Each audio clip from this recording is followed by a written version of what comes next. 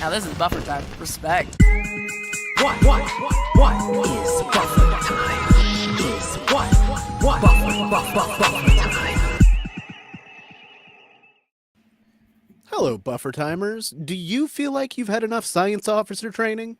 Because if not, we're going to talk about some in Lower Decks Fully Dilated today.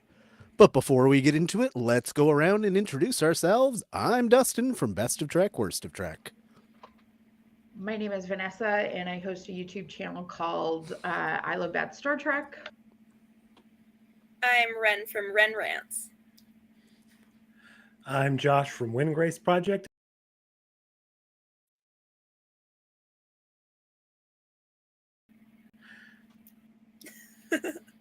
And we're struggling. Can't hear you. We are not off to a good start with the stream. Let's try to improve that from here. What do we think about Boim's beard, and how does it compare to Rutherford's? It doesn't.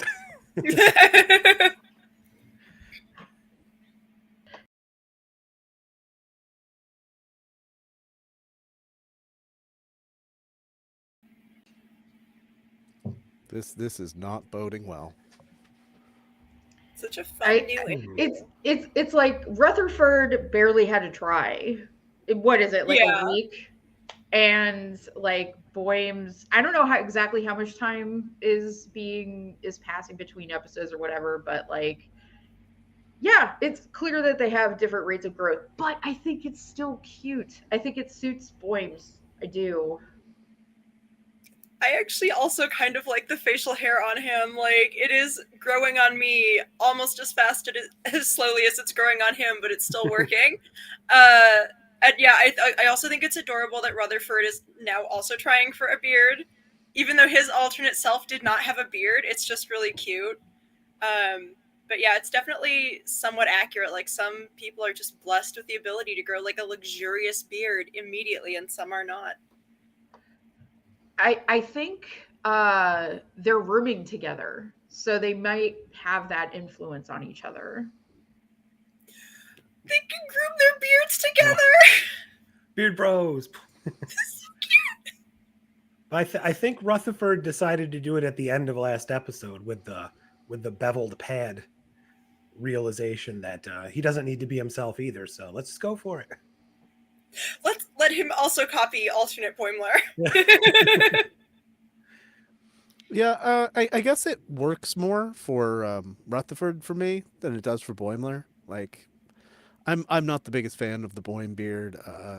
Though Rutherford, he looks kind of like I don't know, like a bad guy in an 80s or 90s cartoon with the 5 o'clock shadow he had going on there. The like beard cyborg combo, as well as quite like sci-fi baddie. And honestly, people with sparse beards need representation as well. You know, they need to feel seen, and I think that's beautiful. Also, Boimler got to try all those fun new styles during the various growth periods, which I think is kind of a underrated advantage of taking a while to establish a beard.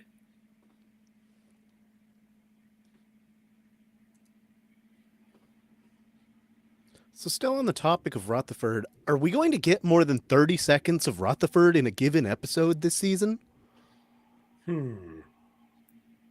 He was doing a lot of licking this episode. I think that was the majority. Does someone have like a weird like licking fetish? Because it's now come up twice in one season. So much licking. That's totally right. And I love that they included the detail of like whoever operates it doesn't wash their hands. That's actually really disgusting. Truly gross. Like there would be antimicrobial LCARs, but apparently not. Ew. Yeah, that scene admittedly did like make me squirm, even though it was animated, because I'm just like, there has to, like, can no one go replicate a towel? Like, there has to be a better way to deal with this. Yeah, I know. There's got to be like 6 transporter rooms on the ship at least. You can't call another transporter room to get this done before, You know, like I don't know. transport away the Michelada, you know, and the shrimp. Ugh, the way it was like stretching off of the display was just really gross. I want to know what all the non-absorbent material was. I don't know what's going on with Rutherford. It is kind of a bummer because again, we're on the last season. You'd think we would get a little bit more background around how he's doing, like how he's coping, like what his ambitions are, because he just seems to be the sidekick and not adding much to the episode. Yeah. After Yeah, Tendi came back, his only real arc was over. Yeah, I was gonna say he's had the least arcy arc of anyone all season, which is impressive with like Boimler's backpedaling. But like Rutherford's his own guy. It was like after they solved the mystery of where his like implant came from, they just sort of dropped him in terms of like character development stuff. So I'm disappointed that we don't get more of him. He was one of the more interesting characters to me in season 1.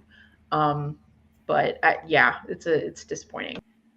I guess they Yeah, made even him last- so wholesome and well adjusted. They like don't know what to do with him, it seems. And I'm kind of surprised they're not at least like, okay, if they don't want to build like a Rutherford Tendi romance, like at least, I don't know, give them more to do, find something for him to do. It's just very weird how little he's gotten to do anything. Yeah, even last season, outside of like the badgy stuff, he didn't have much of an advancement arc. It was just like, oh, I'll go ask for a promotion after all of you guys earned it. Like they give him like an engineering problem to focus on, and that's it. Like in that one episode where they're going to Starbase 80, he was fixing the gravity plating, but that was it. That's all he did. And it's like And he's licking walls. Right. Yes. And eating shrimp cocktails with ostentatious skewers. Even seeing his like weird extra cyborg alternate self was just handled and like wrapped up so immediately, where he's like, oh, here, let me fix your friend problem, alternate self. Okay, now I'm going back to my universe, totally well adjusted and like no emotional like impact or consequences seemingly whatsoever. Okie dokie. Yeah, Norman's got a good point there. And there are two parts of this episode that, yeah, it just needs one line and then it's fine. Because also at the end, we don't know whether they destroyed the tech that they built up, that Tendi built for like Data's head and things like that. Like that, you came here to get rid of tech so it doesn't culturally contaminate this society, and potentially they left a bunch of tech. Maybe they destroyed it in the time they had, but we don't know. Don't forget the impression they left on their hearts. That is the worst of all. Like there's so many Prime Directive violations in this thing. Arguably including adding bounceability to curls. There's some prisoners who are never going to be the same again. Has anybody had a Michelada? Is that a real drink? Yes, it is a real Oh, drink. I Oh, don't all drink right. very much, so I know very little about the various alcohols. So I just assumed it was some like made up Star Trek drink. No. It's here in SoCal. It's kind of a specialty. It's Good more. reference. It's like instead of like liquor, it's beer in a Bloody Mary, essentially. Oh, gross. Oh. So No. That's a liquid. I am not a savory drink kind of person, period. Like I've tried a single Bloody Mary and that I had a sip and I was like, nope, not doing this. So I kind of like Bloody Marys, but it has to be mixed with really specific stuff. If you use really cheap stuff, it isn't good. My standard drink order, the rare times I like order a drink, are like get me drunk and don't make me taste it. yeah, so like instead of tomato juice, it's Clamato. No, Oh, dear. Yeah. absolutely not. That is refused. Yeah. That shouldn't be allowed. Yeah. I think whoever invented that needs to go to jail. Yeah, I'm a it's prisoner like- of it's conscience, a- and it's that a- person it's- needs to go to jail.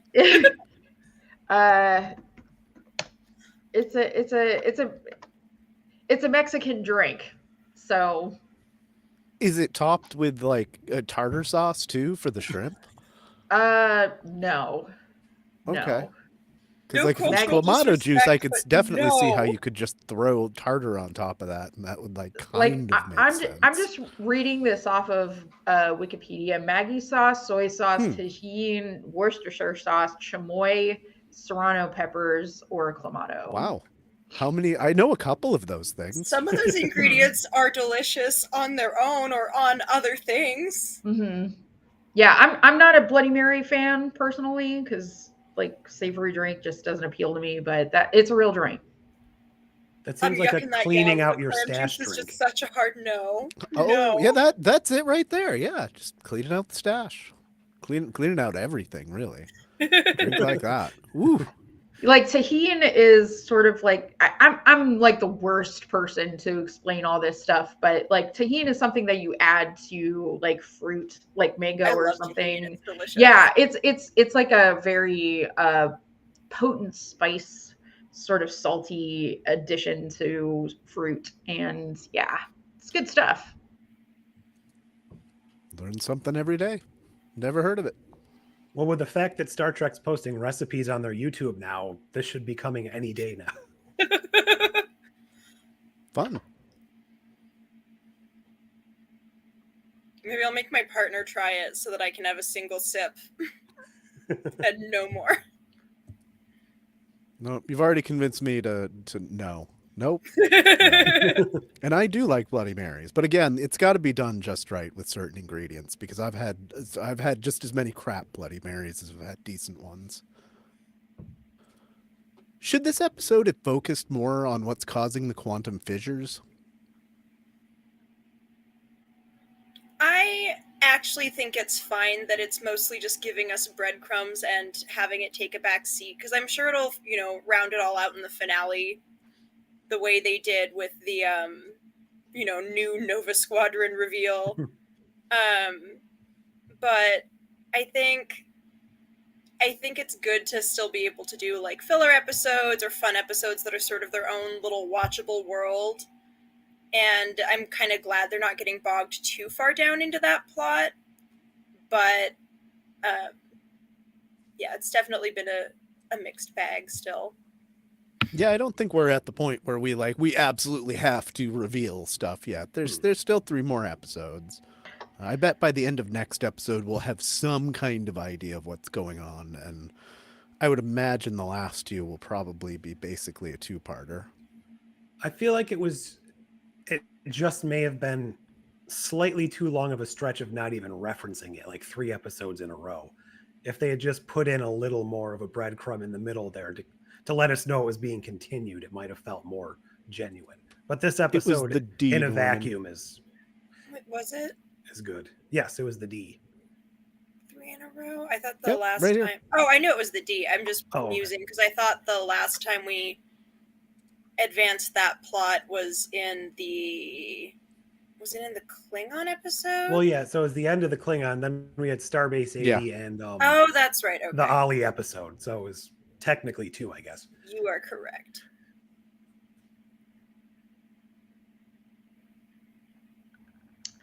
It's always the D. Mm-hmm. We love the D. Everybody needs a little bit of purple D sometimes. Ransom wanted to check out the gift that Purple D left him. Does anybody else want to visit the purple dimension? Because it seems pretty Yes. dope. Purple's my favorite color. I would love to live in the purple dimension. See, purple fandom is its own thing. When someone says their favorite color is purple, that's like a very serious thing. It's a good color. Good variety of shades. Yeah, I like Date at the end. Like, why would you? I don't even remember how he exactly says it. It's like a Freeman, missed but opportunity. yeah. Why would you make it out of like boring gray when it could be purple? That is so true, though. He's absolutely right. And I like that it's said without emotion. It's just an objective assessment. Do you think it's an artificial universe created by Boimler? Oh, that's a thought. Maybe that's where Boimler actually comes from, and that's why his hair is purple. Oh wait, he dyes it, damn it. Already been established. He rules this one too, even now. Oh, he's above the koala.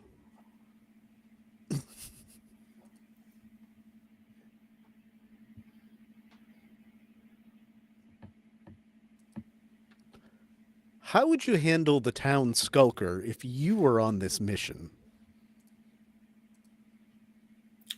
Honestly, I'd probably just break the Prime Directive more and loop him in, because he's gonna cause trouble otherwise. And I feel like if you give him, like, a little secret that he gets to know that no one else does, like, he'll be so occupied with, like, enjoying that he'll, like, mostly leave you alone. Or you can make him, like, go do useful stuff and, like, just distract the other townsfolk. That If you give a Snell a juggling show. That's really smart to like give him a side quest, because I think he just he wants to make friends. He wants a connection. It's clear this is the only awkward way he can approach people. So like, instead of like just trying to shoo him away, give him something to do. Well, his very He last mostly scene, they seemed were. to mean well with his skulking. I he love just- he that. wanted a job. He needed a job. They should have hired him. Yeah. I love that, like, towards the end, he's like, I'm going to come back with an angry mob. And then like, his head pops back up and he goes, yeah, just to say that. I enjoyed him. I don't know who voiced him, but whoever did a good job. Yeah, he was great. I thought he was a pretty meh character. He didn't really add much to the story, because if you'd taken him away completely, the story still would have played out exactly the same. I didn't hate him or anything either. He wasn't like selling women into slavery Harry Mudd. I thought he was fun because we've had lots of like lurking townsfolk cause mischief in like previous, or not even lurking, just observant townsfolk cause mischief, like Who Watches the Watchers comes to mind, or even like Thine Own Self. Like there's a whole bunch of episodes where they're like, in some kind of like medieval setting, obviously not hiding themselves very well, and then one like observant person is like, hey, what the fuck is going on? What is that? What are you doing? Who are you? Where did you come from? Why don't you know anything like detailed about our culture? Oh wow, he's voiced a lot of people in the animated Star Treks. Yeah, I can't remember his name, but I know Eric I've seen it in a lot Bauza, of the episodes. Bauza. Yep. See, and what messed them up is right in the beginning, he asks them for gobbers, and they're like, well, we've run out. And that it's like that you like broke the rule of improv and saying yes and. You said no, and that fucked you for the rest of the time.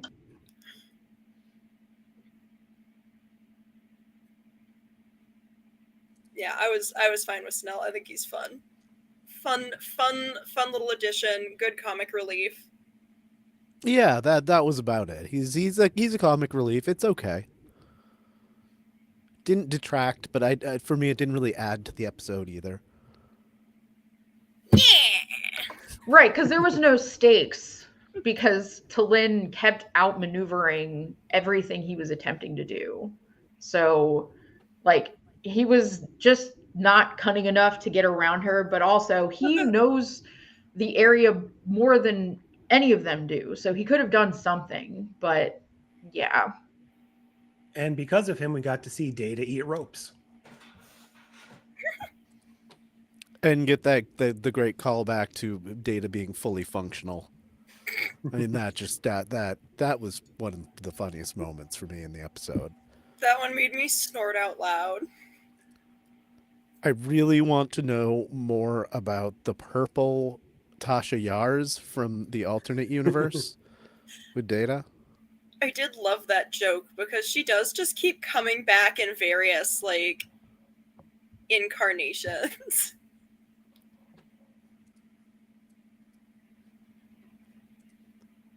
Do you think Tendi will be happy sharing the science officer position with T'Lyn? Yes, she loves having a science bestie. It's like her favorite thing in the world. I It's still like feel like Tillin's going to end up leaving, though. it's like she went to the extent of almost getting addicted to a drug in order to defeat Tallinn in this competition that Tallinn didn't even know existed in the first place. So to just completely pivot to, oh, we're fine because we have the same thing. It's like I can't see her completely abandoning that competitive impulse, especially, I'm sorry, but like, her Orion upbringing comes out sometimes. Um, and I think this is one of those times. And I can't see her abandoning that, but we're too late in the series for this to develop it meaningfully. I do think it was kind of a cop-out to split the position, though, honestly, because I think it would have actually been way more interesting for one of them to not get it and to have to, like, deal with those feelings and, like, that kind of conflict and change in their relationship where, like, one of them, earned a position they didn't. And it kind of mirrors, like, TNG's Lower Decks, where they were both up for, was it the ops position? And they were both, like, vying for that position. Yeah. And that problem got solved because, of course, Cito died. But, like, in this version, like, both of them are alive, both of them want the position, both of them are friends, and it would have been really interesting to see how that actually plays out if it actually, like, did happen where one of them gets it and one doesn't. Like, narratively, Tallinn was willing to actually forfeit her application to the position. So I actually thought that it would make more sense for Tallinn to get it. Because she didn't want it. Freakish competence. Right. Exactly. Like, because the Tendi was so focused on competing, she lost sight of the mission entirely. So it's like, if we were just going by this mission alone, Tallinn is head and shoulders above Tendi in terms of competence. See, I thought it was supposedly a callback to early TNG when they just had like 5 chief engineers. Oh, that's a good thought. Yeah, I think it's too late in the game for it to really matter who got it, to be honest. With 3 episodes left. And the next episode being called Upper Decks, I'm going to assume that that's going to be...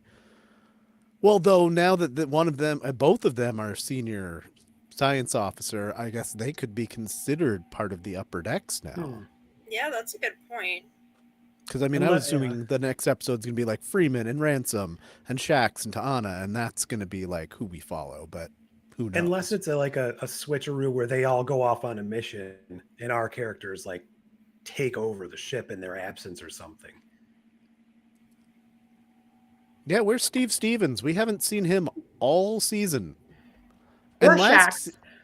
No, we've seen Shax a bunch of times. Right. He hasn't had like, much to do, but... Yeah, that's what I mean. But I mean, literally, like, we've seen almost every background character, at least in the background at this point. But I haven't seen Steve Stevens anywhere. What happened to that motherfucker? Did he get sent to Starbase 80? Maybe they accidentally left him behind and everyone forgot. Seems plausible.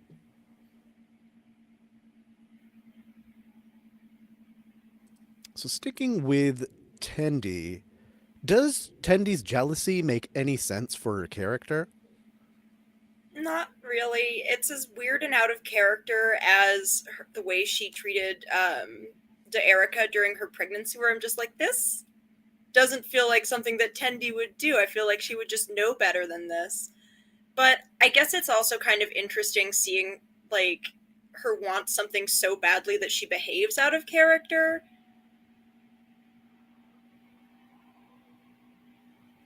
Yeah, I mean, she brings it up in the episode where she's like, well, I guess going back to Orion rubbed off on me, but there was like, it never really showed until right now.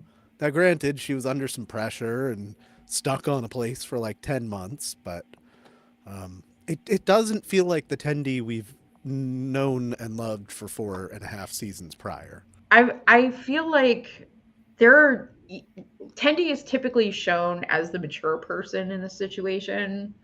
And I actually found it refreshing that there are moments when she's not, where she's irrational, where she's like, flawed. Um, and also I think what would have made it better is if Tendi had a line talking about how frightened she was in this situation, because I don't think that it was 100% competition. There's also the fear of like, they've been there for months. That's terrifying. The time dilation thing aside. And by the way, the set design here is actually really beautiful. I thought the colors that they used and just the detail, really nice drawing there. Yeah. I think there a lot of it was the sort of like, this is what I've wanted my entire life thing going on, but also fear at the situation because it's almost been a year.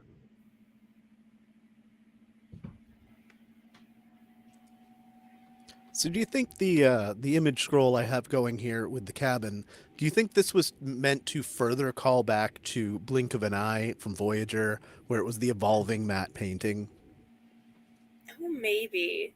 That's kind of Probably, cool. yeah. I did love the callback to that because that's one of my favorite Voyager episodes. I mean, I guess it's one of everyone's favorite Voyager episodes. It's so good. But it was fun to actually get to see the action on the planet because we didn't really get to see all that much of it. We didn't get to see much of the Doctor's time at all, pretty much. Yeah, we just got to check in once in a while and have exposition about it. Yeah.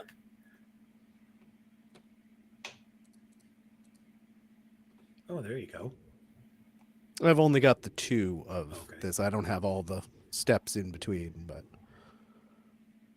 last matte painting in Trek history, and it was a doozy. And I really like how they came back to it here. Yep, this was the last one, and they really did it justice. It's such a shame too, because I think the matte paintings have a certain depth that CGI can never. Same with like the models, the ship models. Yes and no, because then there's that like one that they used for like 6 different planets. Angel 1 got used over and over and over again. Listen, if they have money to make new matte paintings, I agree that they're great. I'm a fan of how they look. When I was a kid, I didn't understand that they were paintings. I just didn't know how they did it. I thought it was crazy.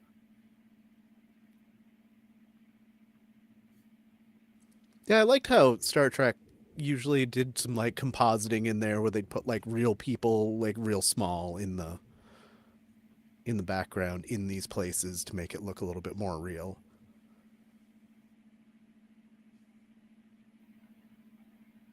It was a nice contrast to the inauthenticity of the like foam rocks and and things. There's a rock in every console. So, given that it was so easy for T'Lyn to learn juggling, do you think she'd be good at any other talents? So she could- we've go seen a ahead. similar thing before with characters that are like her in like pool or billiards or something. It's all just math and geometry. So things like that. Heck, maybe even darts or something like that. That's all hand-eye coordination and all that stuff. I bet she'd pick up music really fast for like any instruments because it's all math. She could play that organ. Faster than Mariner, Jesus. She played that organ in The four-armed woman had Yeah. with the No. Klingon opera. Oh. No, the when they went on that planet, that resort planet, and she had to play that instrument. Oh, where the you have to vibe tubes. slot- Oh, the tubes. Yeah, the Yeah. vibe tubes. Yeah, that makes sense. Versus Mariner struggling at the soap flute, which, by the way, that seems like a terrible thing to make an implement that goes in your mouth out of. Right? But I mean, it's a good in prison joke. Like, oh well, what else are you gonna make it out of? Don't drop Also- the soap flute. Yeah, and it's also, you know, the reference to the TNG episode too. Yeah, obviously it's Inner Light, but then there's also the fact that she gets all but one note of Frere Jacques right, which is a callback to 2 other Trek episodes because they just loved using that public domain music. Learning curve, baby. That was one of them, and then the other one is Disaster, where Picard's stuck with the kids in the turbo lift shaft. He's like, oh well, let's do a climbing song. Let's I also still wanna remind know more- everyone that Picard is French. I still want to know more about the laughing Vulcan and his dog.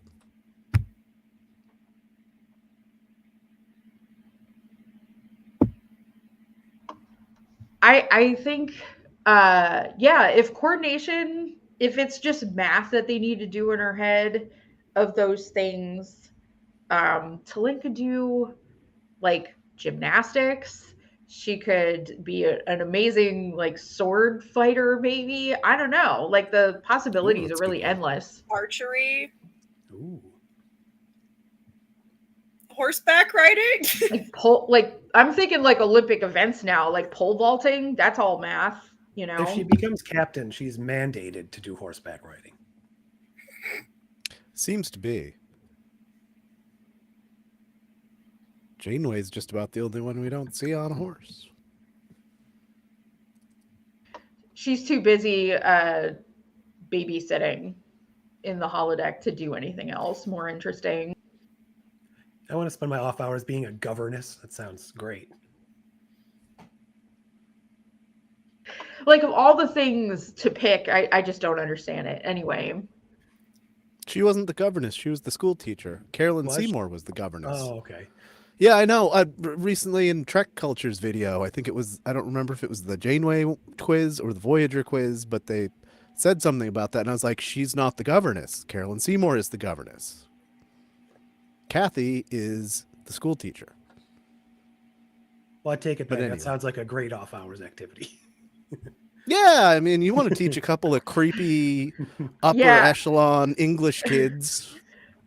Yeah. Why not? It's like I remember the first episode where they showed up and one of them was like trying to speak to her in Latin. Is your Latin a bit rough? Oh So, man, I love Like, why would you speaking want with to? children. And you're volunteering for that experience. So weird. It's almost as You pleasant got- as, I as can see it Picard's being, like- fake Christmas. Fun in the way like playing any game with silly characters is fun because you're not actually dealing with like, you know, really being employed by annoying children. You're just playing through a scenario where you get to like turn these little brats off if they annoy you. Right. In the times we saw it, we saw a lot more of her with the kids, but I mean, truly, it's a romance novel, and like, so we're seeing Except 2 for the hot, chapters brooding single out of dad. the like 30 chapters, and the other 28 are, yeah, her and their dad on the 4th floor, whatever's up there, and I'm still want to goddamn know. Is it supposed to be like a Jane Eyre kind of ripoff? Because there was the wife in the attic in that one too, right? Oh. Computer, delete the kids. Oh my god.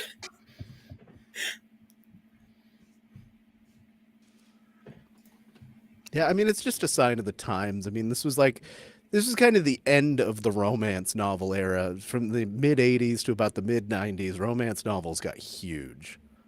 Now we read fantasy smut. Remember when Also Fabio known got as hit literature. Remember when Fabio got hit in the head by a goose when he was on a roller coaster? Oh, That's all I no. remember. Yeah, he was on a roller coaster. He was like at the top and he got hit in the head, and that was like, I just remember like everybody was like, "Oh my god, he deserves it!" Like he's just some guy who does romance novel covers. Like, grow He up. couldn't believe it wasn't butter. Yes. Oh my god. I don't know why I actually have this picture of T'Lyn's bottle of beauty products. I do find it kind of weird that like a Vulcan would come up with beauty products, because I wouldn't think they would be, you know, I don't in any know. way Those vain bubble guts are, to like, care well about these oiled. kinds of things. Or I guess she just wants them to smell better. Well, it doesn't matter because Tana already cauterized her sense of smell.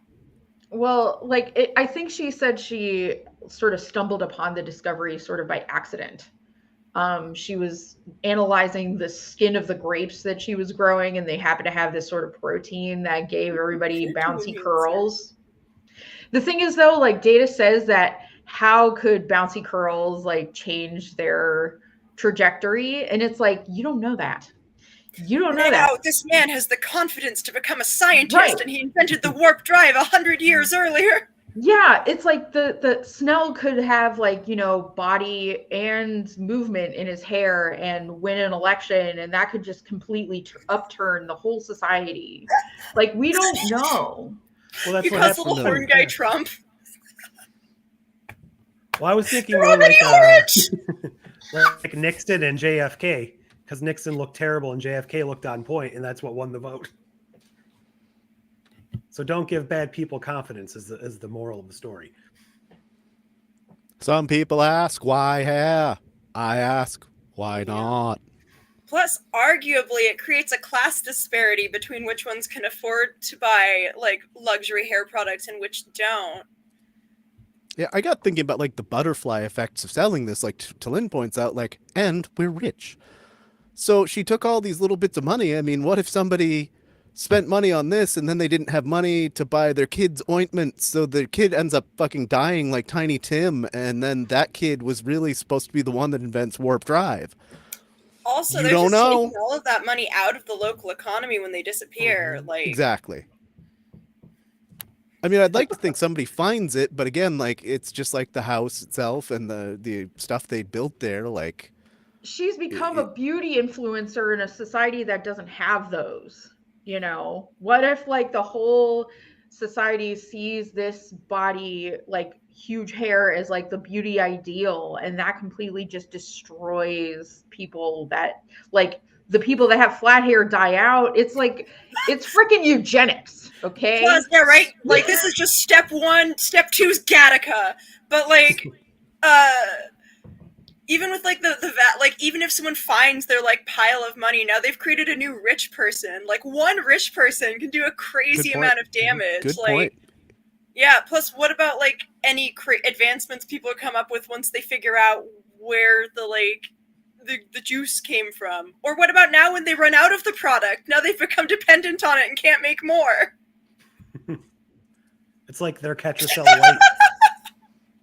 We're talking about the repercussions of unleashing this hair tonic on a society that hasn't had it before. And it's just, and Data says that there's nothing wrong with doing that, but they don't know that.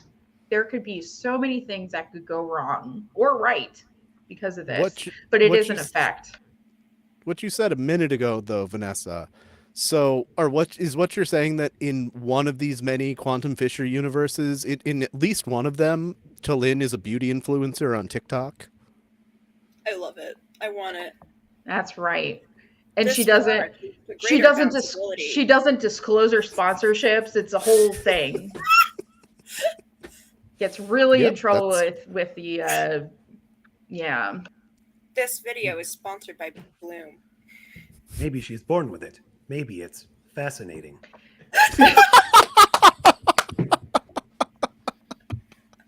And yes, Shreese, those are the secrets to success when you're stuck on a planet by yourself.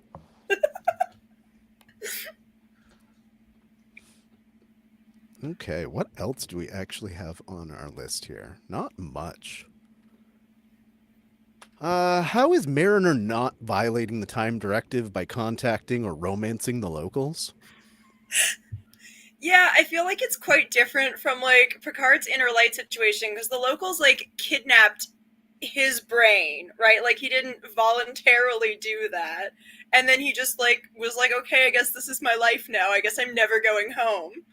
Like, I guess here you can kind of get the, like, oh, I guess this is my life now, we're never going home. But also, like, ma'am, what are you doing?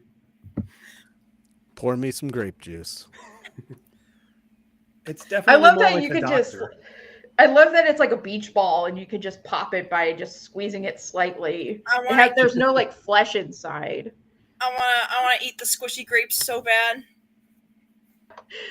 I feel like, Mariner's Mariner's storyline is essentially, let's just do Inner Light and see how that works. Like, that's her motivation.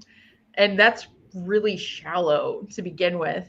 So, on top of it violating the Prime Directive because you're trying to establish a relationship with somebody when you're going to disappear in, hopefully soon. I just don't think that alone is an interesting motivation, even though I think it's funny.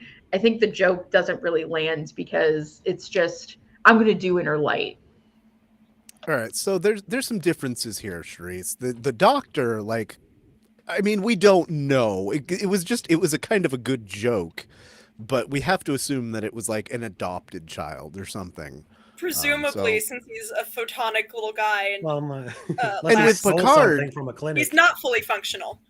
And with Picard waited like what looks like at least a decade, if not several, and gave up all hope of ever getting his other life back before he's like, okay, well, I guess I can get down with this and start a family. But Mariner, it's like it hasn't even been seconds in real world time, and she's already like, all right, I got to find myself a wife. I do like that she immediately got B'Elanna Torres and was ignorant of the local culture and made a small infraction resulting in trouble. That was kind of funny. Oh God, that's a good callback idea. I hadn't thought about that one. I thought she just horned somebody in the eye. Like the second thing she did was the cultural problem, but the first thing she did was just poking somebody in the eye with her horn because she doesn't have the spatial awareness around them yet. I thought that was funny. I'm getting used to my nothing. Yeah, considering how down to the rules she's been this season, she's actually becoming the Starfleet officer everybody knew she could be. So it's a little bit of a regression. It's funny. It makes for some great humor, but yeah, it doesn't always work. I do actually wish we got to see just a little more of the prison family. I want to know how she got the nickname Big Mare. I know they didn't. I know it was just an itty bitty B plot and didn't really have time to be developed into a whole thing because the focus was on Tolan and Tendi. But they could have done a little montage or something of her bonding with the her prison family. It would have been cute. Or make prison Michelada. Toilet Michelada. Oh my god! Yeah, like toilet Michelada. You got little prison snails instead of shrimps. Oh my god! I want prison snails now. Prison snails. Prison cargo. Maybe you guys can talk more about what Norman's saying because I haven't actually seen the Orville, so I don't. Okay, I don't yeah. know. Oh yeah, that was. Wild. It's a similar premise. There's actually an Orville episode that's not that one, which is similar where there's a displaced planet in time that they keep popping in every 1,000 years in the evolution of the planet. There was also that really extreme example on Enterprise when Porthos peed on a tree and Archer had to do this whole ceremony. Space Chainsaw. Yes. That is my least favorite Enterprise episode. We love cultural Hands ignorance down. with disproportionate consequences. A Star Trek staple.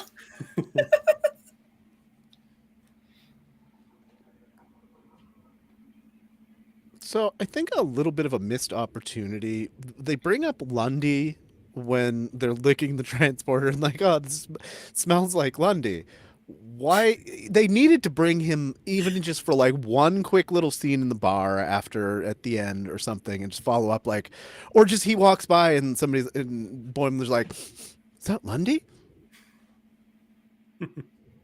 Have a conversation with him about sanitation, washing his hands after he takes a poop, just drop a note.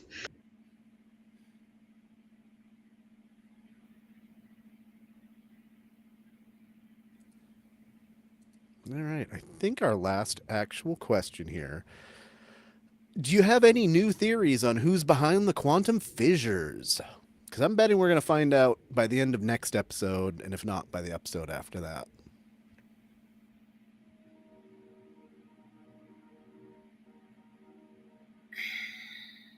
maybe it's Lorca.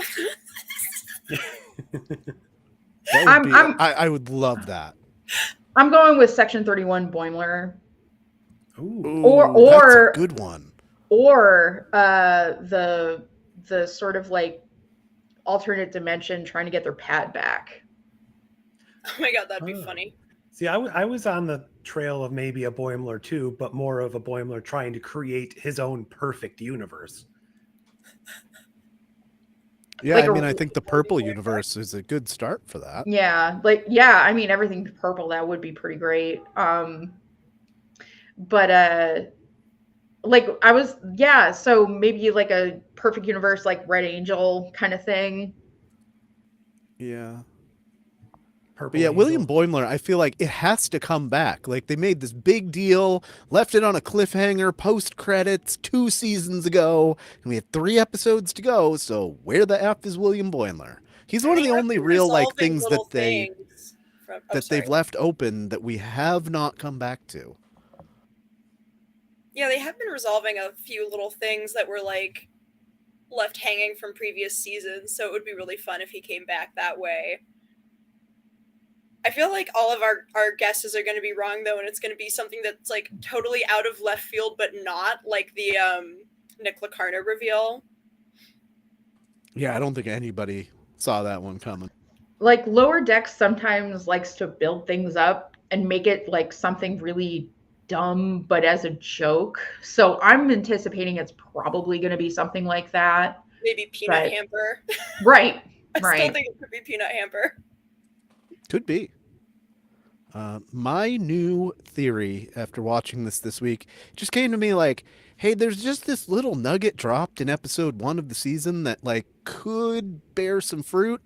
I think it might be Captain Freeman from the universe they visited in episode 1 because she's not satisfied with being the commander of Starbase 80. I don't know why she's doing it to frig with everything, but it's Freeman. She's fed up with being the sad version of the main character in Tapestry, so where Picard goes back to being good Picard, she just stays like sad Freeman on Starbase 80. That could track. It really could be anything. It's so hard to predict sometimes with this show because I feel like they're building up to something meaningful and it completely goes the other direction. So it's like, I have ideas. Like, is it the Black Mountain? I don't know. Musical breed. You have concepts of ideas.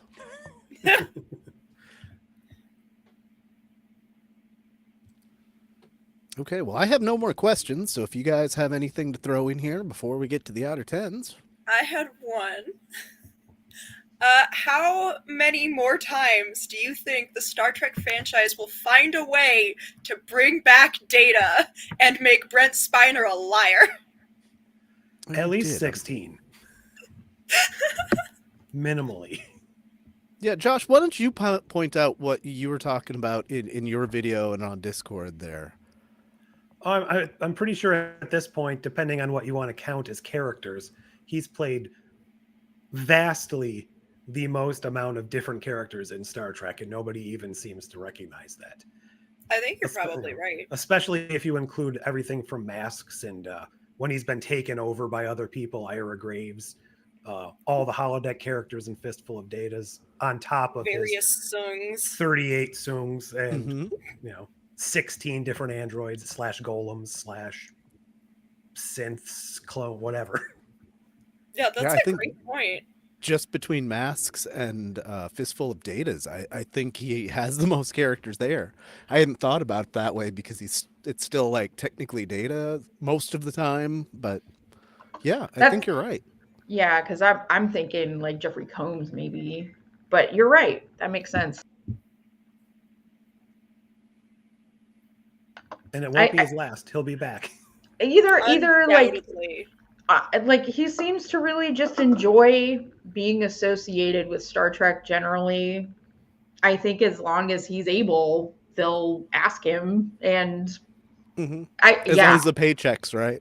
Yeah. I mean, I Yeah. think he just went through a thing like Leonard Nimoy did for a while, where he like, oh well, I have to write this autobiography. I am not Spock, and then like years later, he realizes, yeah, I'm Spock.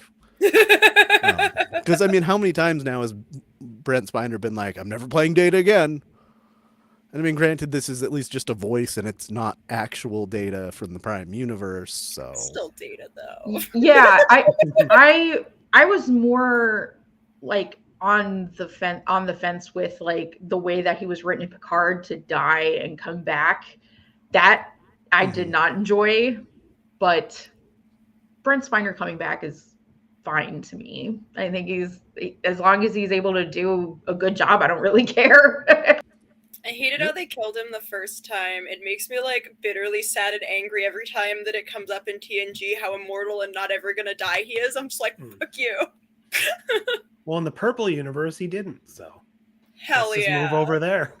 Like Great the thing about Picard is like he wanted to die. Like the first season was like, this is how I want to die, and then he died, and it was beautiful. I was like, this is so much better than the movie.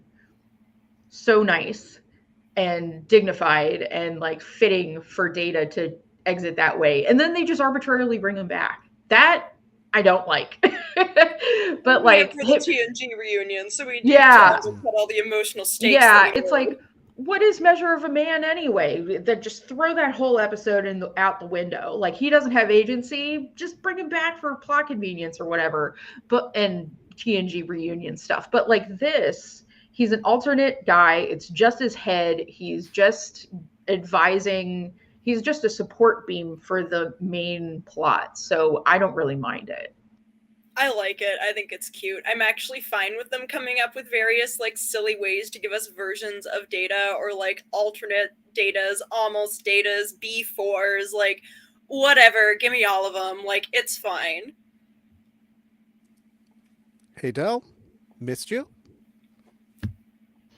I really enjoy his impressions of Patrick Stewart when he's talking. I think it's great.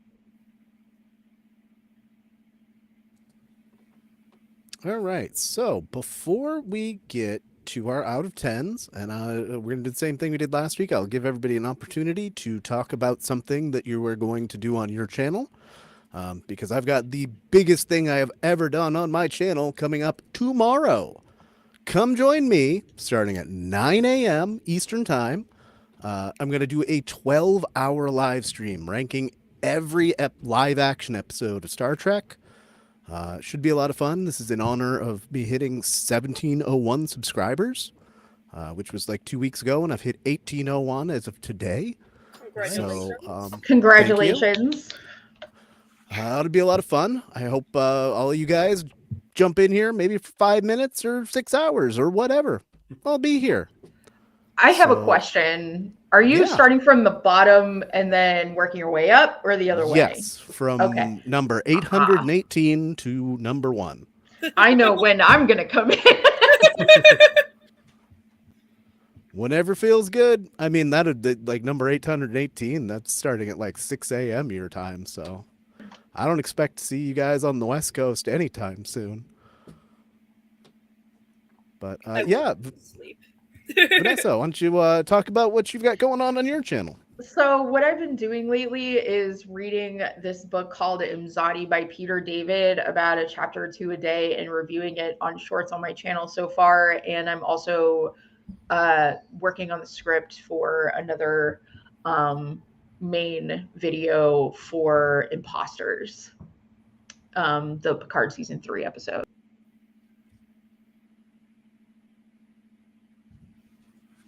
Maybe this is what I should title my live stream: Protein Bars and Bathroom Breaks. I have some video interludes already ready to, like, you know, bathroom break and stuff about every hour. Go ahead, Josh.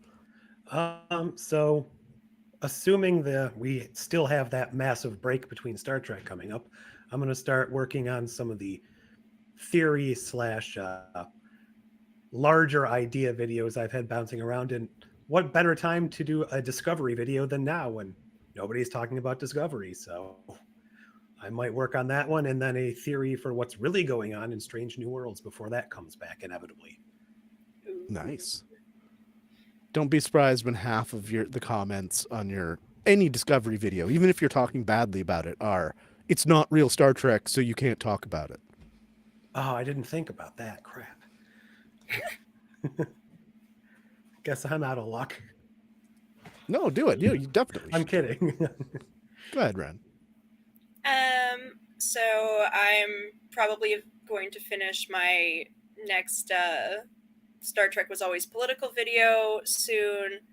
I'm Nice. also going to be jumping on a video about Arcane sooner rather than later because I just finished the second season and am like emotionally destroyed and have many thoughts and feelings.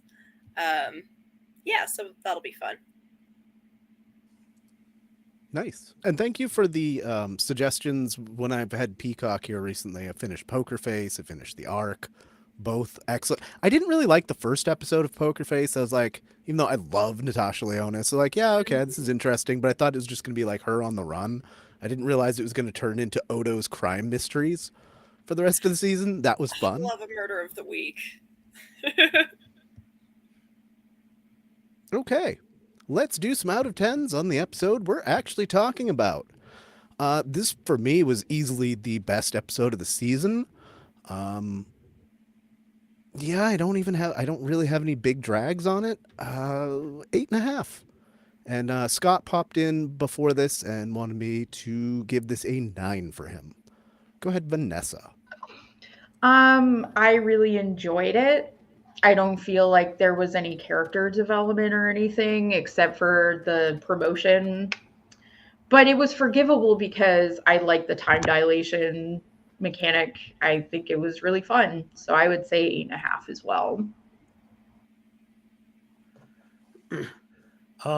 So I think that, especially coming off of last episode, which was just so kind of lackluster and moved at a snail's pace as far as anything, this felt even a little bit better than it might have otherwise, especially with things like the slightly unique character designs instead of spheres and cubes, with the orange Andorian look thing there going on, the time dilation. Even though there was some things I might have done a little bit differently, everything worked so well together that by changing any little part, it might have ruined the whole. So overall, I'm probably going to go 8.75, definitely the best of the season so far. I'm also of the opinion that this was the best episode so far this season. So I'm probably going to give it a 9, I would say, just because I think this season has been, as a whole, so kind of like just okay, that having such a, like, that this episode really stands out as great in comparison.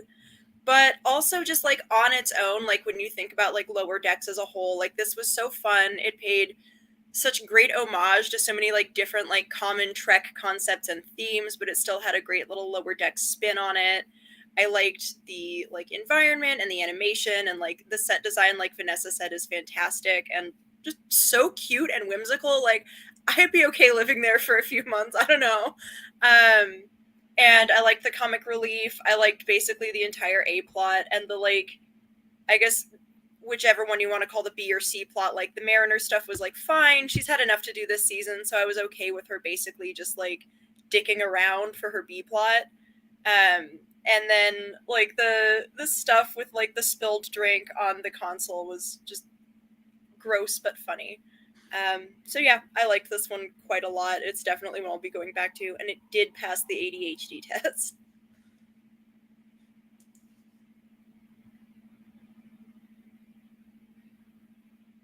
All right, that averages out to an 8.68. That, yeah, that's one of the best scores we've ever given, definitely for Lower Decks, which tends to middle out. I mean, in general, New Trek kind of middles out. There's almost no like 2s and just a lot of like 6s and 7s. Go ahead, Vanessa. I feel like we haven't had a classic episode since Trek has come back. That is really where I'm at with that. Like we haven't had a Darmok or Drumhead or like doesn't have to be courtroom drama, but things that impactful yet. Mhm. And I think that's part of why. I That's thought just Ad Astra per Aspera came close, but like it's The stakes definitely. I did- think. Oh, go ahead. the stakes didn't make sense in that because you can't seek refuge in Starfleet from the Federation. But I agree, emotionally I thought that was impactful. funny. Yeah. Like legally, I thought that was like a really crafty argument to make, just in terms of like, basically shaming them into compliance. That was funny. But yeah, I largely agree. I think the problem is like with these truncated seasons, you don't have time for like the abs to like throw shit at the wall, so you don't get these like either absolutely insane, terrible, like hilarious episodes that you love for how bad they are because they're scared to try anything, right? And then you also don't get any of these like amazing episodes because they're scared to try anything. So a lot of the time they're not as committed. So I feel like that's why it's so rare to see stuff like the Trek musical episode or like any of those things that really like That to stand me was out. the one that took the biggest risk, and I really appreciate that they did. I would think like you've got like, especially right now, the politically and just, I mean, there's political contention all the time, but like right now, we really need a message of hope. It's not there. Well, we definitely don't need a Data's Day. I am so with Del. I love Data's Day. I'm sorry. Me too. Me too. The I dance love scene that. is so funny. Whose alternate Like, that title alone is The makes the episode Universe amazing. Telling Miles O'Brien Not to Marry Keiko. He I gets like every Keiko. red flag in the world, and it still goes. And then he suffered I for like 7 Keiko. seasons. She just got a little nervous. It was cute. It's not that I don't like Keiko. I don't think Keiko is compatible with With Miles. Miles O'Brien. I don't think agree. they're compatible. Something Every I once in a only while, really- she's amazing, and then there's Well, times that's- it's like, That's what I was Go going to ahead, say. I only just realized. I think it was an interview with Kira, Nana Visitor, where Keiko's actress, what's her name? I can't remember right now. Michelle Roslin. Yeah, she was not Michelle, offered or something. Rosalind Chow. Rosalind Chow. Yeah, there we She go. was originally offered like main character status on DS9, and she turned it down because she didn't want to be in it that often. So I don't know what it would have been like to have her consistently around on that show for 7 years. Yeah, because they kind of painted her in a corner, character-wise.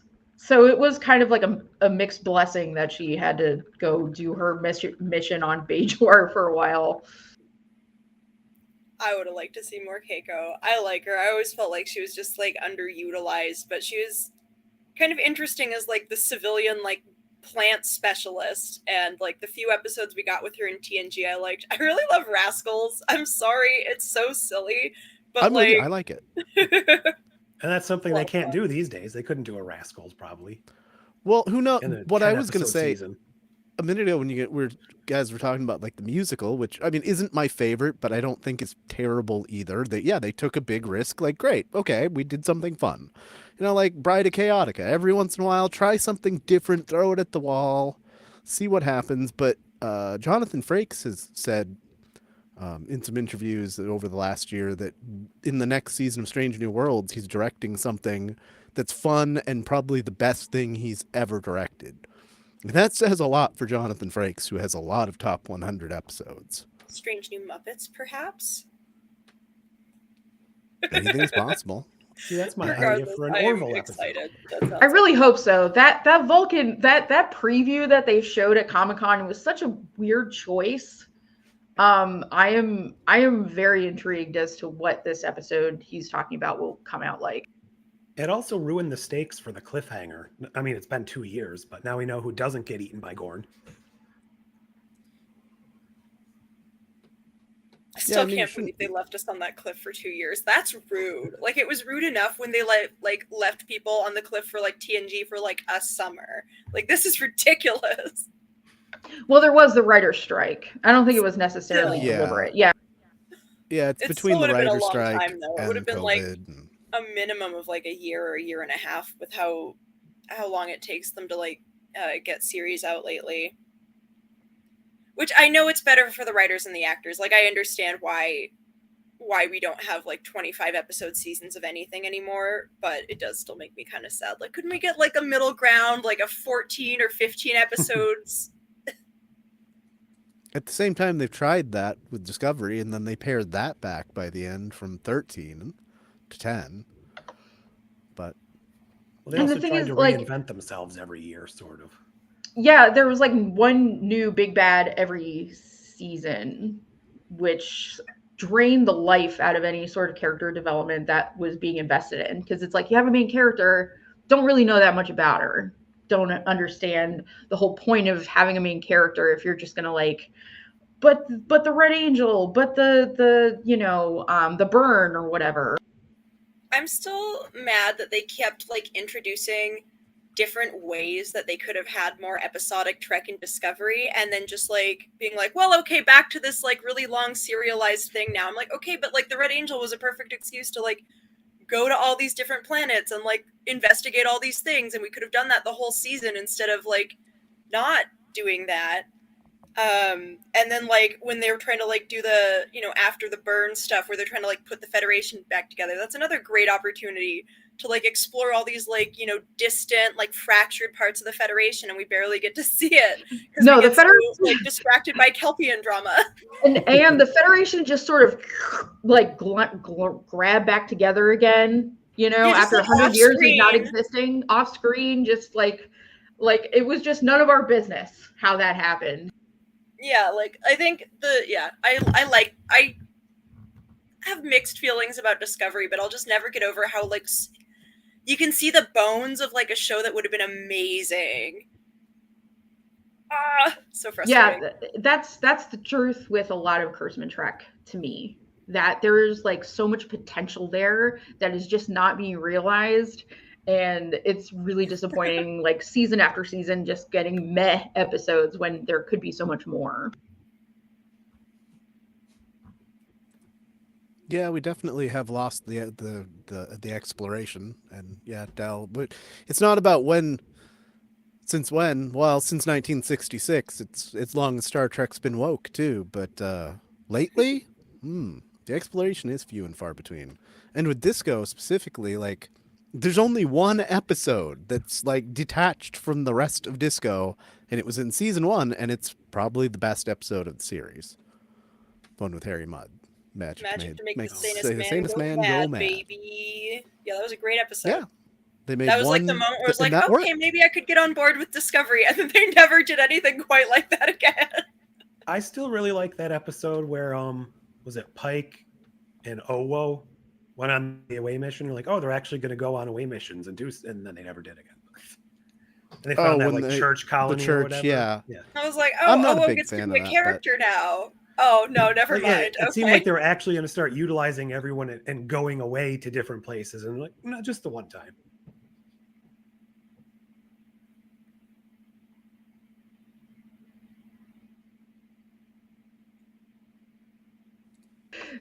Okay.